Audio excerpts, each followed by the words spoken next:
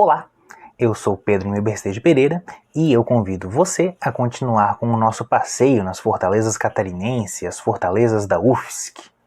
Mas como assim fortalezas da UFSC?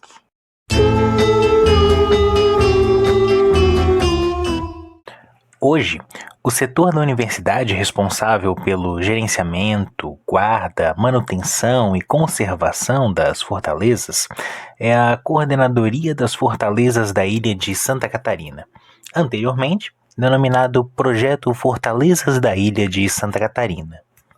Em alusão ao projeto Fortalezas da Ilha de Santa Catarina, 250 anos de história brasileira. A página da UFSC informa que este projeto foi realizado entre 1988 e 1992, sob a coordenação da Pró-Reitoria de Cultura e Extensão da Universidade Federal de Santa Catarina, financiado a fundo perdido pela Fundação Banco do Brasil, através de um convênio no valor aproximado de US$1 milhão naquela época, com o objetivo de restaurar e revitalizar as fortificações construídas pela coroa portuguesa no século XVIII. Este convênio previa a conclusão da restauração da fortaleza de Santa Cruz em Atomirim, que já estava aberta à visitação pública desde 1984 e desde 1979 era gerenciada pela UFSC. A restauração completa da fortaleza de Santo Antônio de Ratones e São José da Ponta Grossa, que passaram também para a gestão da UFSC, respectivamente, em 1991 e 1992. E a consolidação das ruínas da fortaleza de Nossa Senhora da Conceição de Araçatuba, monumento sob a jurisdição do Exército Brasileiro. A página ainda nos informa que os projetos de restauração e complementares de engenharia foram elaborados pelo IPHAN, o Instituto do Patrimônio Histórico e Artístico Nacional, e pela UFSC, sob a coordenação executiva desta última, e ainda nos apresenta alguns ganhos com esse projeto.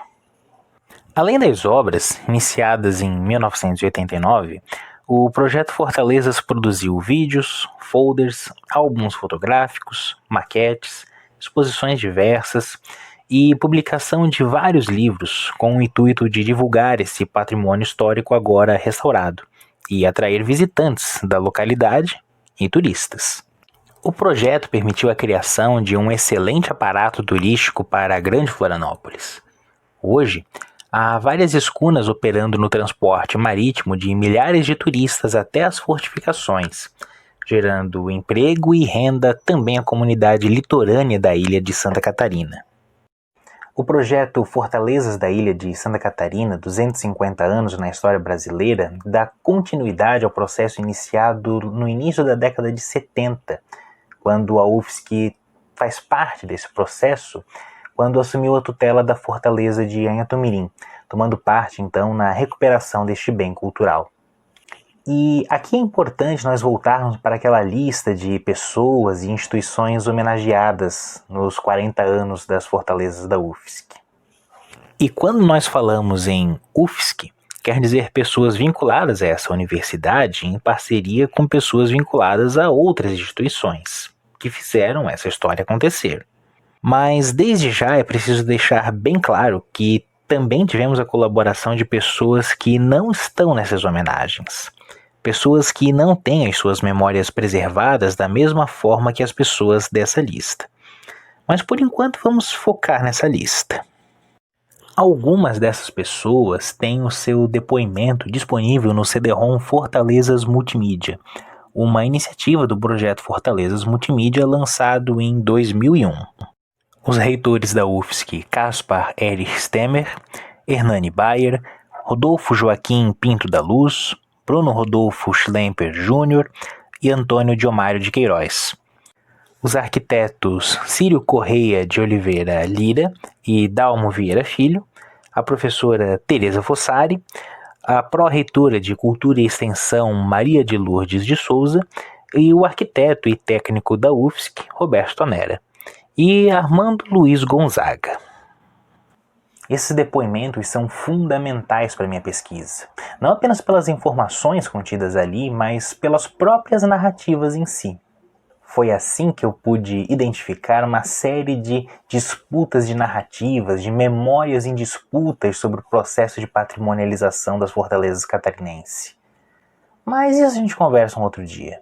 O projeto Fortalezas da Ilha de Santa Catarina, 250 anos de história brasileira, significou um marco no processo de patrimonialização das fortalezas catarinenses, significando, por um lado, a recuperação das 3 principais fortalezas do sistema defensivo da Ilha de Santa Catarina, projetado por José da Silva Pais no século XVIII, como, ao mesmo tempo, significou a consolidação da Universidade Federal de Santa Catarina nesse processo. E nós podemos identificar essa consolidação através de um discurso que vincula as fortalezas à UFSC. Nós podemos identificar esse discurso na sessão especial do Senado, em 22 de novembro de 2019, e também na cerimônia em homenagem aos 40 anos de gestão das fortalezas catarinense pela UFSC, em 18 de dezembro de 2019. Assim como podemos identificar também numa série de materiais produzidos por essa universidade. Materiais que eu vou mostrar aqui no momento oportuno. E também na identificação visual dessas fortalezas. Nós podemos identificar isso nas placas instaladas na entrada de cada uma dessas fortalezas.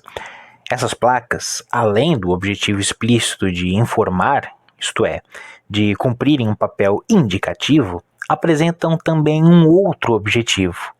Está presente um discurso sobre o projeto Fortalezas da Ilha de Santa Catarina, 250 anos de história brasileira, e também da relação da UFSC com as fortalezas. As 3 fortalezas, hoje restauradas, completamente integradas ao turismo no litoral catarinense, são hoje conhecidas como as Fortalezas da UFSC. Mas como que a UFSC entra nessa história? Oficialmente, em novembro de 1979, quando foi assinado o convênio entre a Marinha, o IPHAN e a UFSC. Através deste convênio, a UFSC se tornara a instituição tutora da fortaleza de Anhatomirim. E 10 anos depois, a UFSC assumiu também as fortalezas de Ratones e da Ponta Grossa. Mas como a UFSC entra nessa história? Por quê? Por quem? E é aqui que a nossa história começa a ganhar outros contornos. Nós vamos explorar as memórias de alguns dos agentes envolvidos no processo de patrimonialização das fortalezas catarinenses. E aqui nesse ponto é importante trazer mais um guia que vai nos orientar aqui no nosso passeio.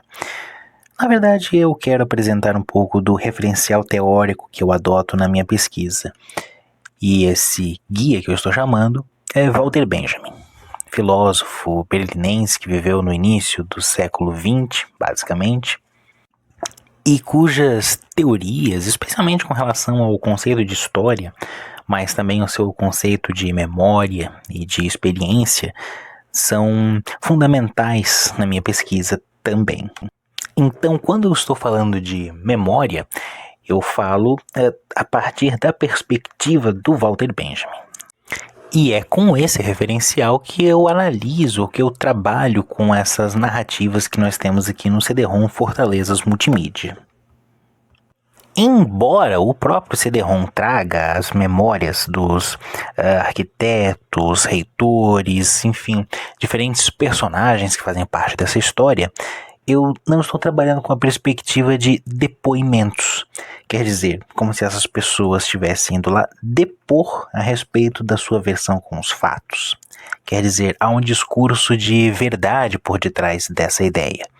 Quer dizer, como se essa narrativa nós pudéssemos escutar ou ler e dizer: nossa, foi bem assim que aconteceu. Não, na verdade, não. A memória é cheia de idas e vindas, lembranças e esquecimentos, e alguns fatos que parecem bastante vivos na memória de uma pessoa podem não ser tão relevantes assim na memória de uma outra pessoa. E nós podemos perceber isso também com relação a essas narrativas sobre o processo de patrimonialização das fortalezas catarinenses. nós vamos ver como que diferentes agentes, diferentes personagens dessa história se lembram de determinados fatos ou do processo como um todo de maneira diferente, dependendo se é um agente ligado à UFSC ou não. Se nós olharmos mais uma vez para essa lista de depoimentos do CD-ROM Fortalezas Multimídia, nós vamos encontrar diferentes grupos de depoentes, diferentes pessoas que estão narrando a respeito dessa história. Temos uma professora, um arquiteto técnico dessa universidade, além dos antigos reitores da universidade, reitores desde o período em que a universidade começou a se aproximar das fortalezas, até o ano de 2001, quando esse CD foi lançado. Temos também os arquitetos envolvidos nas obras de restauração das fortalezas e também Armando Gonzaga, que nós vamos ver que é uma personagem central nessa história. E no início da minha pesquisa, ainda durante o mestrado, eu tinha a ideia de que eu iria ver cada um desses depoimentos, ia juntar tudo e todos iam se encaixar perfeitamente, como se fosse Lego. E não apenas os depoimentos, mas também os documentos que eu dispunha. Achava que todos iam se encaixar perfeitamente. E qual foi a minha surpresa quando isso não aconteceu? Parecia que alguns depoimentos puxavam a história para um lado, enquanto outros depoimentos puxavam a história para um outro lado, e os documentos ainda revelavam outros indícios.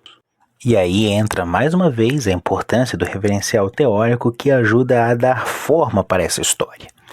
Como eu havia falado anteriormente, essa não é uma história linear com começo, meio e fim, como uma reta em direção à frente, acima e avante. Não, a nossa história tem idas e vindas, tem diferentes possibilidades inclusive, tem passados que não vieram a ser presente. Tanto é que uma das perguntas que eu me fazia durante o processo de escrita era: mas afinal de contas, quem restaurou a fortaleza de Anhatomirim? Quem restaurou as fortalezas de Anhatomirim, Ratones e Ponta Grossa? E essa é a pergunta que eu deixo no ar para vocês e que nós vamos responder no nosso próximo episódio. Fica comigo porque o nosso passeio só está começando.